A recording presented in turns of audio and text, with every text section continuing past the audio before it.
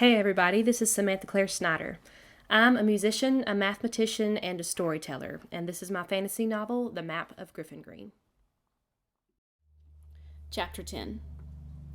After several hours of trekking southward, they arrived at the edge of the forest. Here they found a tall, sturdy wall of stone and mortar, in which there was a great, heavy oaken gate. Jerem was right. They met with no other Terrafungs on their journey. Axman's footpath had been very well chosen. This time it was Jerem who pulled a key out of his pocket and thrust it into the lock. Pushing the gate open, he said proudly, "Welcome, my friends, to Hooksterdam." The sun had unexpectedly found a gap in the clouds, and was shining down abundantly on a village that seemed safe and separate from the rest of Griffyngrein's gloom. A few oaks were scattered here and there, but most of the space enclosed by the wall was an open field.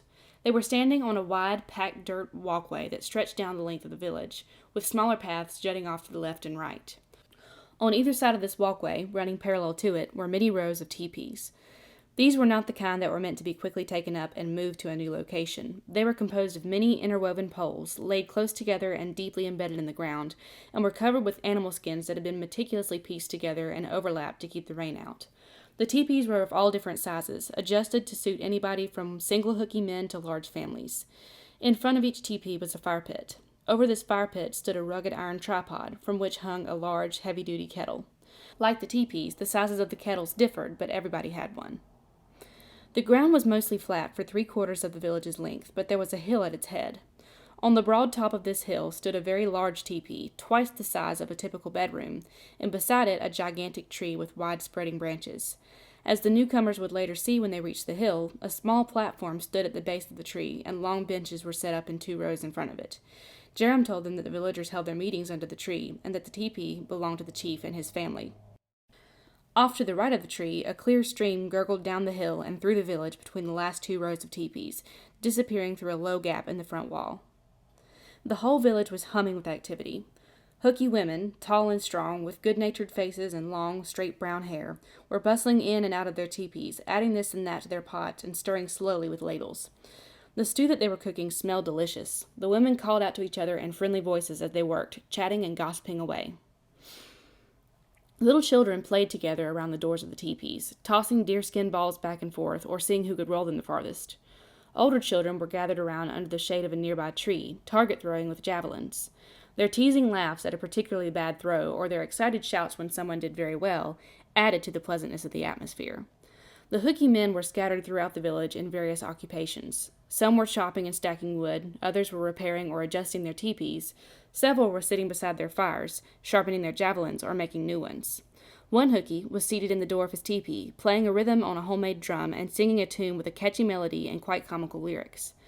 A couple of young hookies sat beside him, contributing to the rhythm by clacking 2 jawbones from a deer together and occasionally raking the teeth across one another. Just as the visitors were passing by, another hooky joined him with a roughly made bowed instrument that was much like a fiddle, and they struck up a lively, rhythmic tune which Jerem referred to as a pound. It seemed at first glance that the hookies were a tight-knit tribe, and that their general disposition was vivacious and agreeable, and the following weeks spent with them would only reinforce this first impression. Of course, the times were difficult, but the hookies were hard-working and capable, striving to make the best of their circumstances. Following Jerem's advice, in order to avoid causing an untimely stir, Jane and Jason concealed most of the treasures from the tower in the midst of a mass of shrubbery near the gate, with the exception of their cloaks which they had put on in the chilly woods. Then they walked slowly along, gazing around them in admiration. It was a relief to be in this place after their perilous and lonely morning. Golgoth, however, stalked along several yards behind them, glowering at everything with his arms folded. It didn't help that occasionally a hooky would look up in astonishment and shout, "Is that Greenguff? Hiya, Greenguff!" "What do they keep calling you Greenguff for?" Jane asked, amused. "It's some fool hooky way of talking," Golgoth grumbled. "Their slang for beard is guff. I suppose my real name is too difficult for them to manage," he added sarcastically. As they reached the foot of the hill, they saw a middle-aged hooky step out of the great teepee at the top. His garments were adorned with fringe and beadwork. "Ah, there's Chief," Jerem said. "If you all will wait right here a minute, I'll go speak with him and let him know what's happened. Excuse me." Axman took the opportunity in Jerem's absence to explain to Jane and Jason that Jerem was actually the chief's right-hand man. They were surprised. Jerem had said nothing of the sort at any point during their adventures. but Axman assured them that he was a powerfully good fellow, and that a more reliable and kind-hearted hooky would be hard to find. In a few minutes, Jerem returned, accompanied by the chief. "Jane Kents and Jason Fields, this is Chief Morphin." "Hiya," Morphin said, shaking their hands. He looked at them like Jerem had on their first meeting, with keen and discerning eyes, but one could see in those eyes years more of experience, hardships, triumphs, and accumulated wisdom. "I'm glad to see you two here, safe and sound. Welcome to our village." "Thank you, sir," Jason said. "If it wasn't for Jerem and Axman's help and patience with us, I can tell you we would not have made it here safe and sound." "I believe it," Morphin said. "They do our village credit." "I'm going to get some water. I'm parched," was all Axman said, shaking hands with his chief before he walked away. "I was just telling Jerem that we have another guest," Morphin said, stepping closer and lowering his voice. "Theron?" Jane said. "Yes, it's really something else. I haven't seen him for years. He brought us Rainiff, who's awfully shaken up. Some of the women are caring for him now." "Will he be all right?" Jane asked. "Yes. He'll probably be down for a couple weeks, though, the nurses say." "Can I please see him?" Jane held up her book, with which she had been unwilling to part at the gate. "Maybe there's something in here that will help him." "I think it'd be a good idea, Chief," Jerem said. Morphin nodded, with a bit of awe in his expression as he looked at the book. "Go ahead. The women didn't want anyone to visit him, but they'll admit you." "And me," said a voice behind Jane. Gogif stepped out. "Ah, Gogif. Now, some unusual things have happened today, but this is the most unexpected." Morphin winked at the others. "By cracky, how many times will I hear that today?" Gogif exploded. "It wasn't my choice by far. Now, will you be so kind as to tell the hooky women to let me see Rainiff? I was over there a minute ago, but the stubborn females wouldn't let me near." "That's because they're busy and can't have anyone in their way, Gogif," Jason said. "Haven't you ever gone near a kitchen or a sick room? Cheer up. I'm sure Jane will let you see him as soon as possible." "Of course I will," Jane said. "I won't forget about you, Gogif." Gogif mumbled something imperceptible and walked away. "I'll let you get settled in. Make yourselves comfortable," Morphin said, with a hospitable wave around him. They thanked him, and he continued on his way down into the village.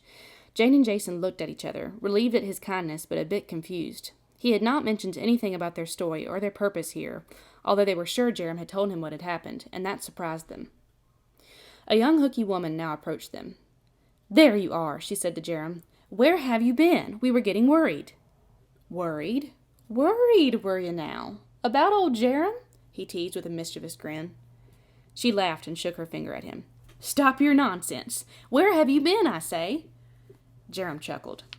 "I was out to hunt and to see Axman, but then I ran into these two. And then there was a bit at the tower with Terfungs and Golgif and Therum. I'll tell you about it later. Jane, this is Edna, Chief's daughter. You two ought to hit it off real well. Edna, can you take her over to the teepee where they're tending Rainiff? She might can help him get better, faster. She's got a book." Edna followed along with Jerem's rambling remarkably well and nodded. "I surely can. Here, Jane, it's this way. Oh, and Edna, please get her something to eat. We're all starved." The girls quickly got acquainted as they walked along. There was something about Edna, her plain, friendly face, calm brown eyes, and good-natured smile, that made Jane like her at once. Meanwhile, Jason, Jerem, and Golgif wolfed down some bread, quenched their thirst with the cool, clear water from the stream, and then sought out Therum. Finding him nowhere in the main part of the village, Jerem took them up the hill, into the chief's teepee, and out the back door flap. There, they found that the rest of the hill and its whole back slope, which was broken up into spacious terraces running down to meet the stone wall at its base, was a huge garden. The stream's source was here on the hill, and it made its way in a merry, winding path through the top of the garden, bubbling over rocks and swirling around in little pools before it shot off to the right and down into the village. A small bridge crossed the stream not far from the teepee. Here and there, trees similar to our world's willows bent their sweeping branches over the water. It was a pleasant, quiet place, and quite set apart from the bustle of the rest of the village. The garden included a variety of flowers, but the focus of its productivity was mostly on herbs and vegetables. Jerem said that much of the village's food supply came from here. The harvested produce was carefully preserved and kept in large underground storage rooms, which were on the west side of the village, not far from the wall. These storage rooms provided a cooler place to put the food, as well as an emergency hideout for the villagers in case the Terfungs ever found a way to break into the village. As they looked at the garden, they heard the rushing of wings, and Therum swooped out of the sky, landing just beyond the bridge. After saluting the griffin, Jerem turned back to the teepee. I will let you speak to each other in private, he said. With an encouraging nod to Jason, he left the garden. Jason hesitated for a moment, but soon plucked up the courage and walked over to meet Theron. Sir, we can't thank you enough for what you did for us earlier. There is no need to thank me, the Griffin said. I quite enjoyed it, he added with a chuckle. He had a pleasant, unusual voice, hard to explain, for it seemed to have the characteristics of both an eagle and a lion, in addition to its own unique quality. I do not often get the chance to frighten the Terfungs, but it's a good thing my dear master summoned me, else I might have lost him forever. Your master? Rainiff? Yes, he was my protector when I was an egg, and he raised me, and taught me, and cared for me until the time arrived for me to be a guard. There is no living being for whom I have more respect. And he summoned you yesterday? That must have been the important thing he had to do before he could come to the tower. Theron nodded. He told me you and the young lady had arrived, and by the time I had reached the tower, I also knew, by the magic radiating from that location, that you had passed the test. I assure you now that you have my protection and support. Many may doubt you as you continue on this path, Jason, but I understand the meaning of the tower test and waste no time questioning its methods. And as soon as I can, I will persuade the other Griffins to join us, although that will be a difficult task. Thank you very, very much, Jason said. Looking into the beast's kind, intelligent eyes, the boy felt that he needed to speak his mind to him. After a pause, he drew a long breath. Theron, I have to admit, I'm doubting myself a lot. I'm not good enough for this job that's been given to me. I just don't know how to do it, and I'm afraid to take on such an enormous responsibility when so many people's lives and safety are depending on it. Theron placed one of his talons gently on Jason's shoulder. You will learn. Do not fear. Take this journey slowly, and have patience. There is a reason you passed the test, you know. Now, you must learn from the wisdom of those around you. Do not ever be hesitant to ask them for help. Arrogance can destroy you, but seeking advice and assistance will build you up. I cannot be around all the time, for multiple reasons. In fact, I must leave you today, now that I know Rainiff is safe, but there are many others on whom you can rely. They can help you even more than I could, in many ways. If you do this, you should get along just fine. You and Jane both. I will. Theron looked at him closely. And I must tell you something more before I go, which will not make much sense to you now, but which I foresee will become clear, perhaps painfully so, later. Be very careful of judging by outward appearances. You must judge wisely and examine thoroughly before drawing conclusions. From what I understand, you possess a raw capability for this manner of action already, but you must develop it, and know how to use it maturely, and recognize when to use it. You will avoid much pain and sorrow if you follow this advice. And one last thing. Here a mysterious light came into his eyes, and he spoke slowly, with grave significance. Do not take lightly the history of Griffyngrein. Study it. Remember it. Even the old legends may become of great importance to you. Things long hidden from the ancient days may help you. Do not forget that. Yes, sir, Jason said, wondering at the Griffin's words. I won't forget. The Griffin released his hold on Jason's shoulder and smiled. Good. Then I have high hopes, and good reason to believe, that you will become a hero for this kingdom, my friend. A long-awaited hero. Chapter 11. The sun was setting on Hooksterdam.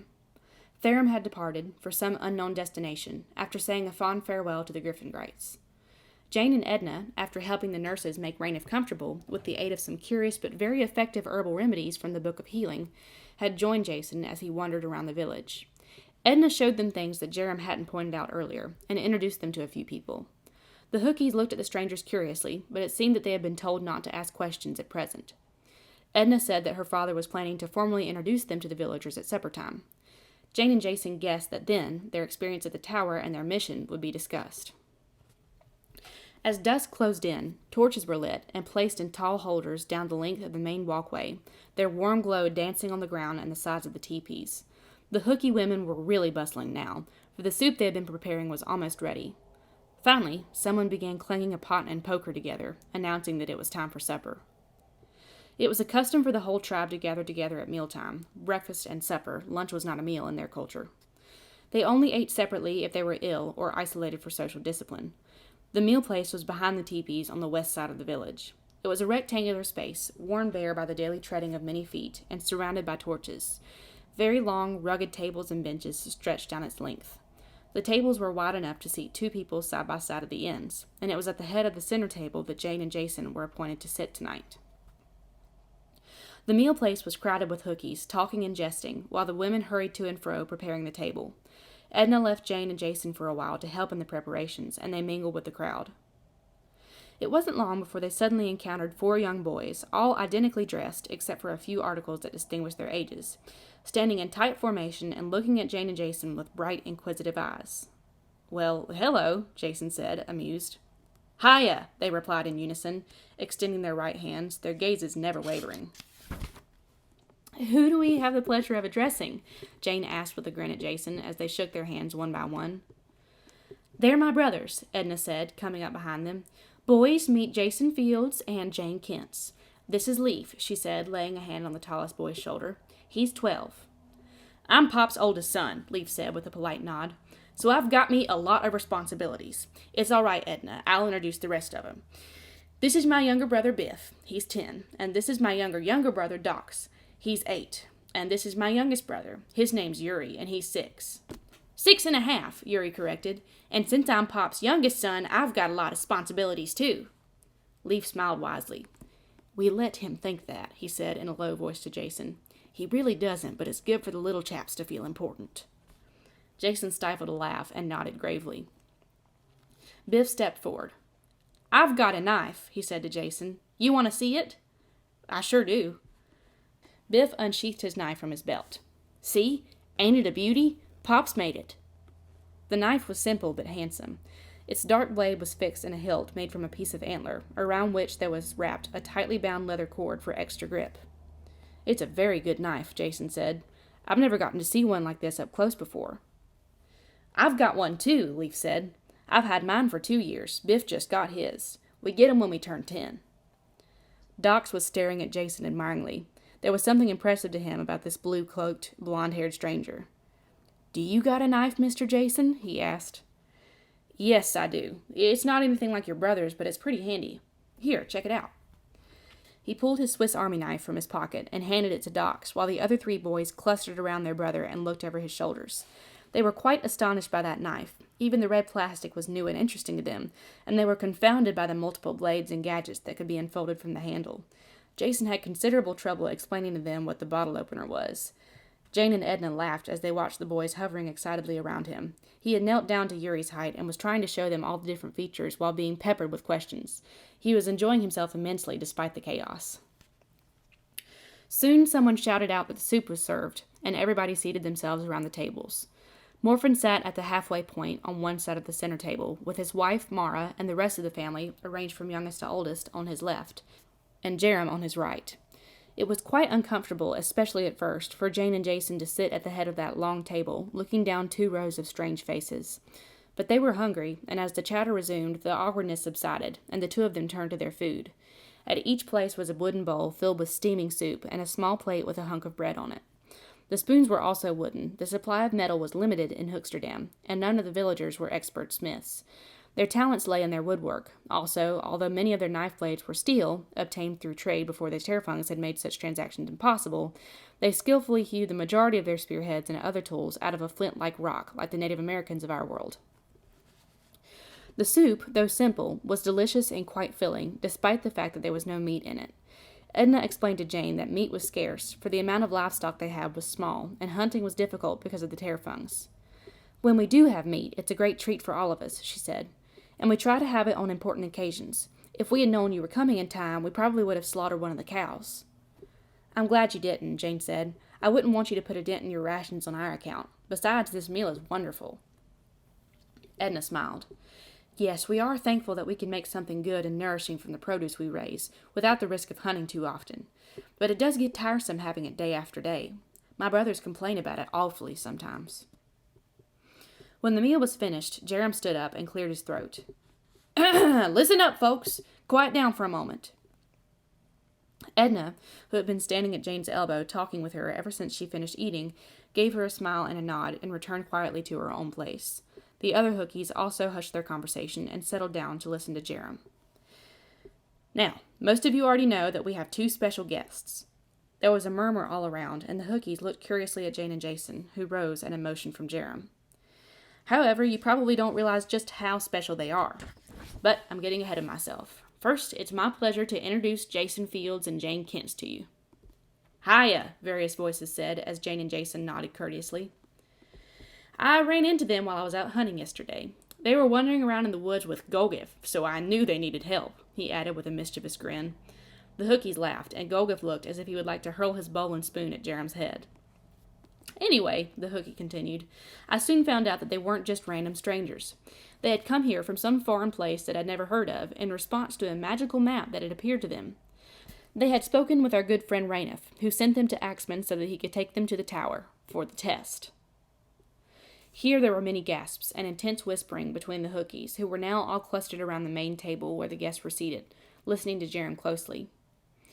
After a significant pause, Jerem spoke slowly and emphatically. So I took them to Axman, and we went to the tower together. Now, folks, what I'm about to tell you is not just something I heard about. It's not a rumor I picked up, or something they told me themselves.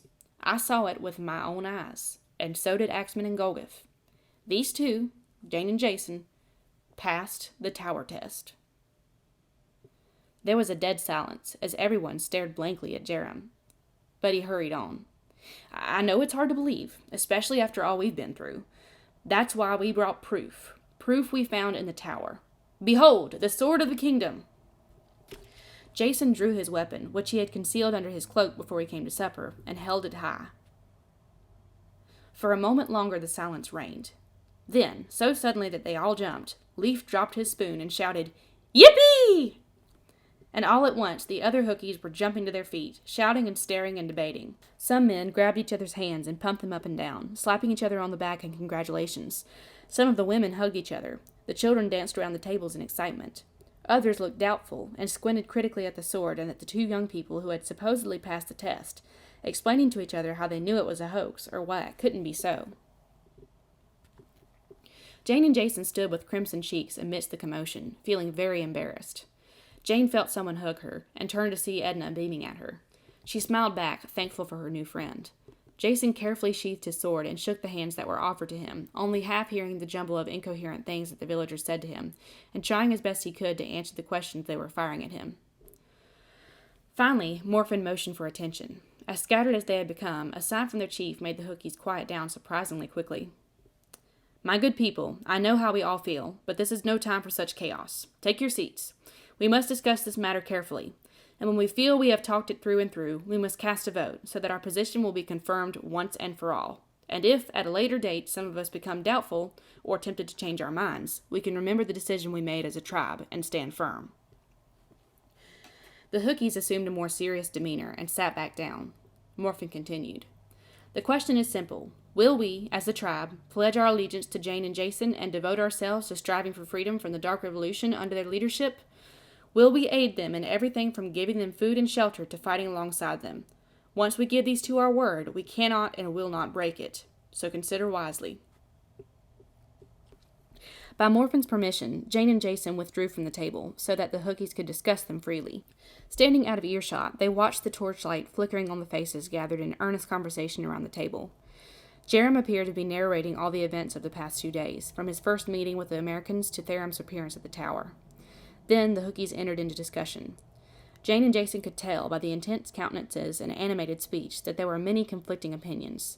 There were some who looked eager and excited. Others, with grim expressions of concern, shook their heads.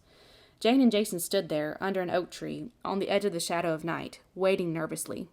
If they were denied support in the village, what were they going to do? Where would they go? And if they were accepted, would they really be able to repay the people whose confidence, help, and friendship were so generously given? The vote was not cast that night. The debate lasted into the wee hours. Jane and Jason were occasionally called back to the table for questioning, and then dismissed again. Even the children did not go to bed. Those who could keep their eyes open listened in awe to their elders' debate, and those who couldn't help but doze off did so in their mothers' laps or crawled under the tables. Finally, the chief adjourned the meeting, and everyone returned to their teepees for a few hours of sleep. The chief and his family took Jane and Jason into the big teepee on the hill, where 2 more beds had been prepared. Physically and mentally exhausted, they fell asleep at once. The next morning, breakfast brought everyone back again to the meal place, and the assembly began afresh as soon as the meal was finished. Having had the opportunity to think about it alone, and now reinvigorated by rest and the crisp morning air, the Hookies approached the topic with gusto. Some of them held even firmer to their opinions they had offered last night. Others had been struck by some new idea during their musings, and now considered the issue from a different perspective. The conversation was even more energetic than the night before. From the loud speeches, the broad gestures, the pointing fingers, and bold contradictions, Jane and Jason had cause to wonder, aghast, if their presence in the village would end up splitting the Hookies apart. What if this happened everywhere, leaving Griffyngrein more shattered than it had been already? A little before noon, they took a vote. There was no clear majority. On they went, arguing and pontificating and questioning. Jane and Jason paced the deserted walkways, went to the meal place when they were sent for, displayed their tower items for scrutiny, and detailed specific parts of their story that the Hookies needed to review and verify, again and again and again. They were thoroughly drained of energy by sunset. Once again, the torches were lit and supper was served, followed by discussion, but this time it wasn't for long. Jane and Jason had been away from the table for only about half an hour before they were called again. "We will take a vote," Jerem said, "and this time we hope it will be conclusive. Now, all in favor of rebelling against the Dark Revolution under the leadership of Jason Fields and Jane Kentz, please acknowledge." It was a loud chorus of Hookie men and women who raised their arms in a type of salute and said, "Aye." "And all opposed, please acknowledge." A group of Hookies scattered around the table raised their arms in an alternate salute and said, "Nay." But this time they were clearly in the minority. Morphin nodded gravely. "It is settled, then. Our decision as a tribe is that we ally ourselves with Jane and Jason. For those of you that voted against this course of action, I ask you to continue with patience, tolerance, and an open mind. Don't bear hard feelings. Strive to work with us. You are the balance, maintaining the voice of reason in our midst. If you have concerns, express them and act upon them lawfully and intelligently. Meanwhile, from now until ultimate victory or defeat, our tribe is their tribe. Our resources are their resources. Our village is their village, and we'll do all that is within our power to win Griffyngrein back from evil." "3 cheers for Jane and Jason!" Jerem shouted, waving his cap in the air. The Hookies shouted out their approval at the top of their voices, gathering around the 2 overwhelmed but smiling teenagers, amidst the dancing lights of the village. Years later, when the young children who capered around the table were grown, they would tell their own wide-eyed children about that momentous night, still so vivid in their memory, when their tribe opened its arms to the 2 young strangers. Never would they forget it, for on that night the hearts of the villagers brimmed over with a great hope, a hope that freedom was coming, at last. This is the end of section 1.